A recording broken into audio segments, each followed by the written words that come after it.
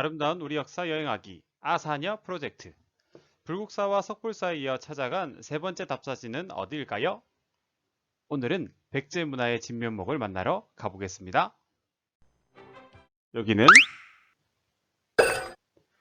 충청남도 익산에 있는 금마. 여러분, 서동요 아시나요? 왼쪽에 있는 이 백제 임금은 서동요의 주인공 무왕입니다.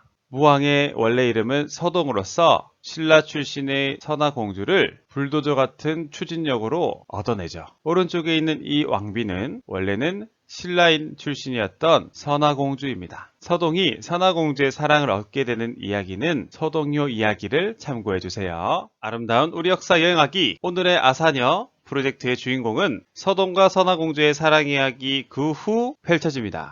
용화산 아래 사자사라는 사찰을 방문하던 중 무왕과 선화공주는 큰 연못을 지나고 있었는데요. 연못 속에서 미륵삼존이 나타납니다.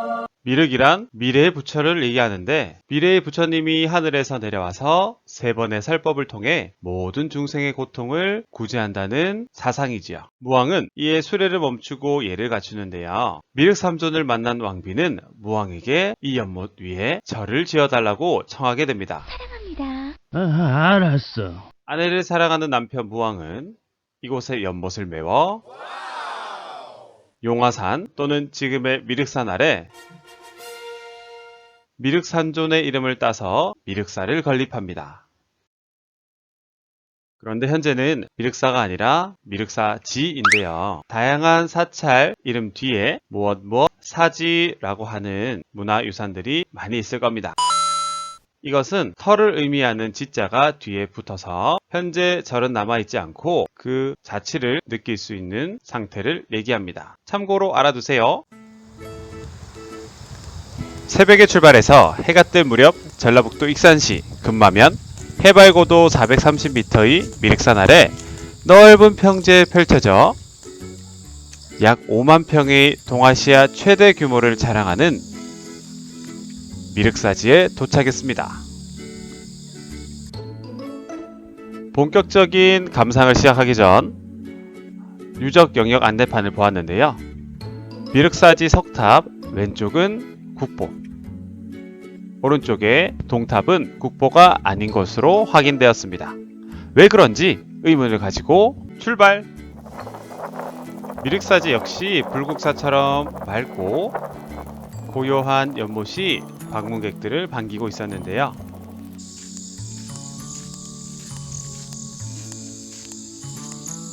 우선 경치가 너무 아름다워 넋을 잃고 미륵사지 전체를 바라보았습니다.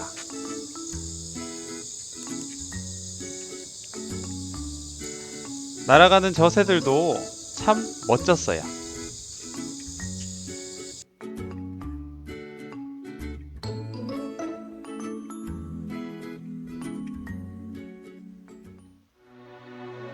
미륵사지는 미륵삼존의 뜻을 나타내기 위해서 문, 탑, 금당이 일직선상에 배열된 구조를 나란히 세 동을 건설했습니다.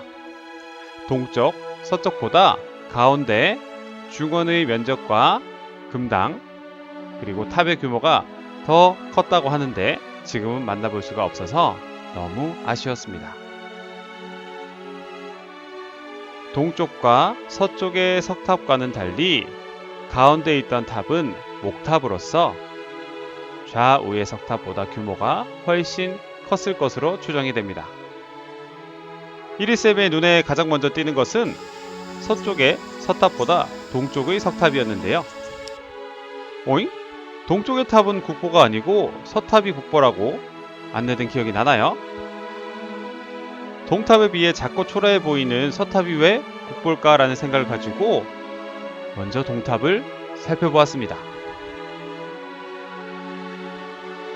그런데 말입니다.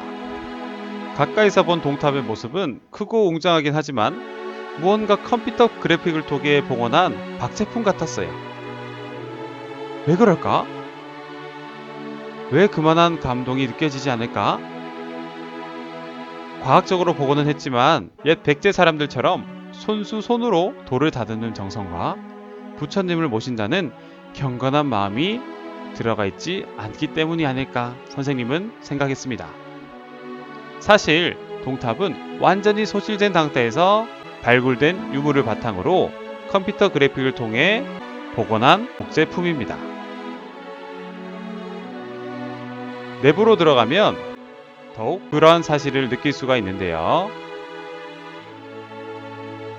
실리콘 같이 그 당시에 없었던 재료를 동탑 제작에 이용한 것을 확인할 수 있었고, 이리쌤은 조금 실망을 했습니다.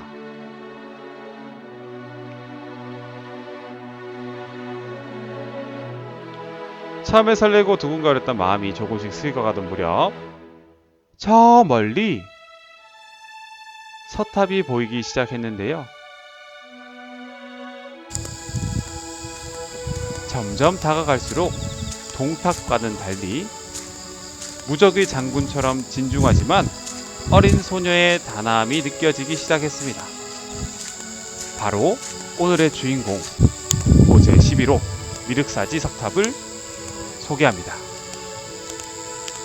우리나라 석탑의 원조 목탑의 양식을 그대로 따라 재료만 돌로 바꾼 최초의 석탑.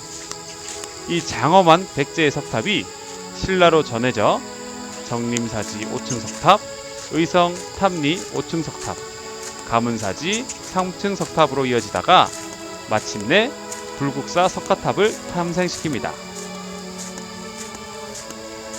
각 층의 지붕 모서리를 뜻하는 추녀의 묘사가 백미라고 하는데요. 살포시 반전을 이루면서 긴장감과 더불어 안정감을 모두 느끼게 하고 있습니다. 그런데 탑의 모습이 조금 이상하기도 합니다. 멋진 동편과는 달리 조금씩 돌아보니 탑이 완성되지 못한 모습처럼 느껴졌는데요. 그 이유는 바로 1910년 일제감정기에 잊혀져 있던 서탑이 동북 측면만 형태가 남아있고 서쪽은 무너내린 지 오래였습니다. 일제는 시멘트를 사용해서 무자비하게 복원을 하였죠. 이런 모습으로 남아있는 서탑에서 백제의 아름다움이 느껴지나요? 더욱 개선되어 2001년부터 서탑을 전면 해체, 보수 공사를 실시했습니다. 2018년 6월 18년에 걸친 수리가 완료되었고, 보수를 담당한 문화재청은 추정에 의한 무리한 복원을 지양하기로 결정하고 9층으로 추정되던 석탑을 모두 재현하는 대신 남아있던 6층에서 보수를 마쳤습니다. 형태는 불안정한 대신 석탑이 국보로 지정된 비결이 바로 이것이죠. 여러분, 미륵사지 석탑을 만나보시죠.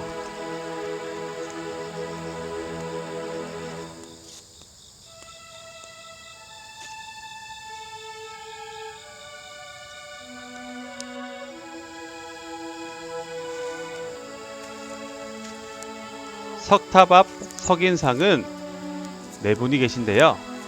여기서 온전한 것은 한 분 남아 있습니다.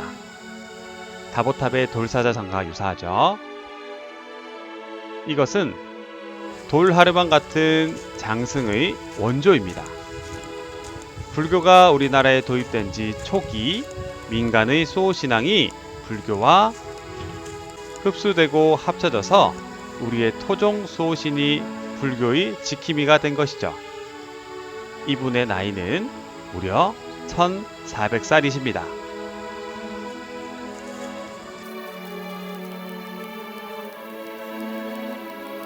옆에 있는 석인상은 모양이 조금 다르죠?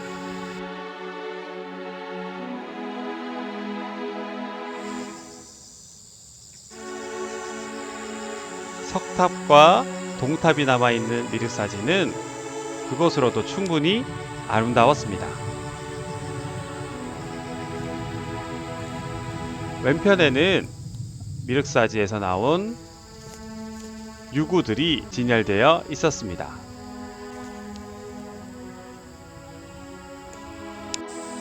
이것들을 통해서 당시 미륵사지의 규모와 형태를 미루어 짐작할 수 있었습니다.